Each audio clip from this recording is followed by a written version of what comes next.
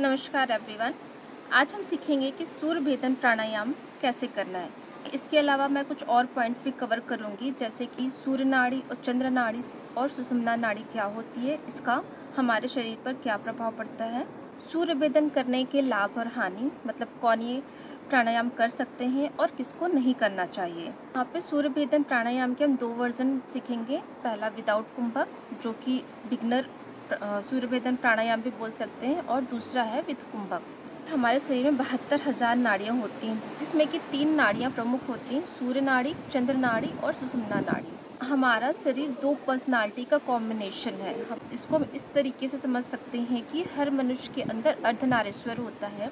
शरीर का लेफ्ट आधा हिस्सा शिव जी को रिप्रेजेंट करता है और राइट आधा हिस्सा पार्वती माता को रिप्रेजेंट करता है। तो जो राइट वाला हिस्सा होता है, जो शिव जी वाला पार्ट होता है, वो हमेशा गर्म होता है, और जो लेफ्ट वाला पार्ट होता है, मतलब पार्वती माता का पार्ट, वो ठंडा होता है। तो इन्हीं दोनों में जब बैलेंस होता है, गर्माहट और ठंडाहट में, तो हमारा शरीर स्वस्थ रहता है। अगर इनमें इनबैलेंस हुआ तो हमें कुछ ना कुछ प्रॉब्लम होती है। तो आपका मोस्टली एक नॉस्ट्रल चल रहा होता है, मतलब एक नॉस्ट्रल से सांस अंदर जा रही होती है और वहीं से बाहर आ रही होती है। हमारे आयुर्वेद में कहा गया है कि हमारा शरीर जब स्वस्थ होता है तो वात, पित्त और कफ में संतुलन होता है। इसमें से अगर किसी भी एक दोष में बढ़ोतरी हुई तो हमें उससे रिलेटेड प्रॉब्लम होने लगती है। कि जैसे किसी को सर्दी बार बार होती है, उनके गले में प्रॉब्लम होती है, गला बैठ जाता है, ये टॉन्सिल्स हो जाते हैं, सर्दी जल्दी पकड़ लेती है, या साइनस की प्रॉब्लम होती है, तो ये सब होता है कफ दोष की वजह से। तो बात करते हैं नाड़ियों की। तो हमारे शरीर के राइट साइड में होती है सूर्य नाड़ी, जिसको कि पिंगला भी कहते हैं, और लेफ्ट साइड में होती है चंद्र नाड़ी, जिसको कि इड़ा भी कहते हैं। सुनने में थोड़ा सा कॉम्प्लिकेटेड लग रहा होगा, लेकिन ये बिल्कुल भी इजी है। और इन दोनों के बीच में, मतलब जो हमारे स्पाइन है उसके बीच से हमारी जाती है सुषुम्ना नाड़ी। अब बात आती है कि ये नाड़ियाँ दिखती कैसी हैं। इन नाड़ियों का कोई फिजिकल रूप नहीं है, सिर्फ हम मानते हैं कि इनमें से ही ऊर्जा का प्रवाह होता है। अब बात आती है किसको ये प्राणायाम नहीं करना चाहिए। जिनको हाई बीपी, उच्च रक्तचाप है, एपिलेप्सी मतलब मिर्गी की समस्या है, या फिर फीवर है, तो उस कंडीशन में आपको सूर्यभेदी प्राणायाम नहीं करना चाहिए। अब इसके फायदे पे आते हैं।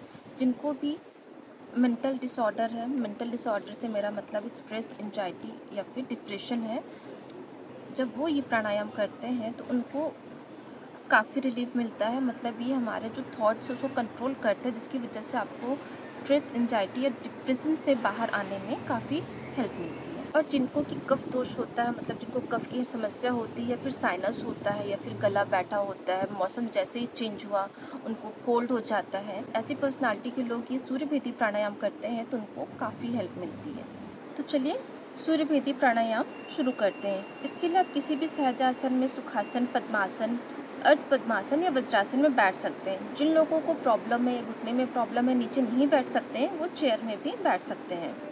सूर्यभेदी या चंद्रभेदी प्राणायाम करने के लिए हम लेफ्ट हैंड से चिन्ह मुद्रा बनाते हैं और राइट हैंड से विष्णु मुद्रा बनाते हैं, जिसमें कि इन दोनों फिंगर को नीचे रखते हैं, अंगूठा सीधा रहेगा और ये दोनों उंगलियां सीधी होती हैं। सूर्यभेदी प्राणायाम में हम सूर्य नाड़ी का भेदन कर रहे हैं। तो सूर्य नाड़ी में जो ऊष्मा है वो हमारे शरीर में जाती है, जिससे कि हमारे शरीर को गर्माहट मिलती है। सूर्यभेदी प्राणायाम में हम राइट नोस्ट्रल से इनहेल करते हैं और लेफ्ट से बाहर निकालते हैं, फिर से राइट से इनहेल करते हैं और लेफ्ट से बाहर निकालते हैं। सांस लेना और सांस बाहर निकालने का एक रेशियो होता है। अगर आप 5 काउंट तक इनहेल करते हैं तो एटलीस्ट आपको 6 to 7 सेकेंड आपको एक्सेल करना चाहिए। धीरे धीरे ये आप अप टू 20 सेकेंड्स तक कर सकते हैं, एज पर योर कैपेसिटी। सबसे पहले हम चंद्र नाड़ी को बंद करेंगे, इनहेल करेंगे 1 2 3 4 5,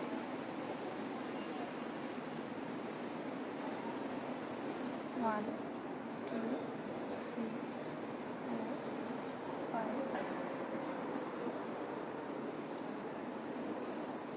ये हो गया हमारा एक साइकिल। यहाँ पर आपको सांस लंबी और गहरी लेने हैं। जब हम नॉर्मल ब्रीथिंग करते हैं तो जो हमारी ब्रीथ होती है, जो हम सांस लेते हैं, वो पूरी सांस नहीं लेते हैं, पूरी सांस अंदर नहीं लेते हैं, पूरी सांस भी बाहर नहीं निकालते हैं।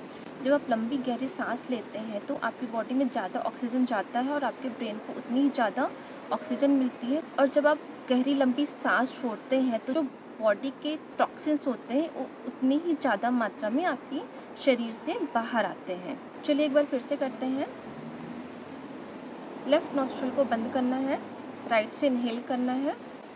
1 2 3 4 5 6 7।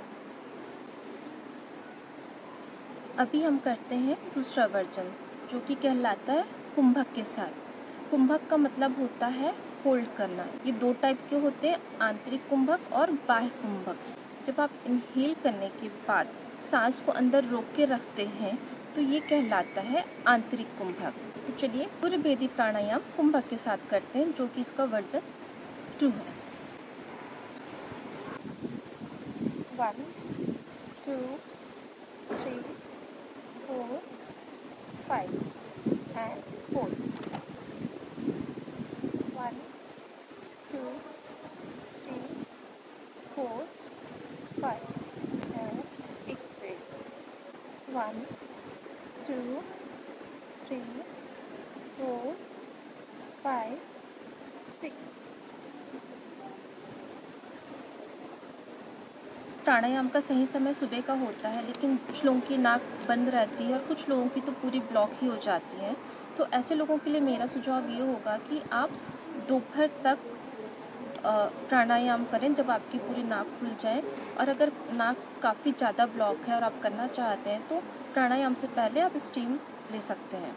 वैसे तो मैंने सारे डाउट्स इस वीडियो में क्लियर करने की कोशिश की है, लेकिन फिर भी अगर आपके पास कोई डाउट है, कोई क्वेश्चन है तो आप मुझे कमेंट करके पूछ सकते हैं। हर हर महादेव।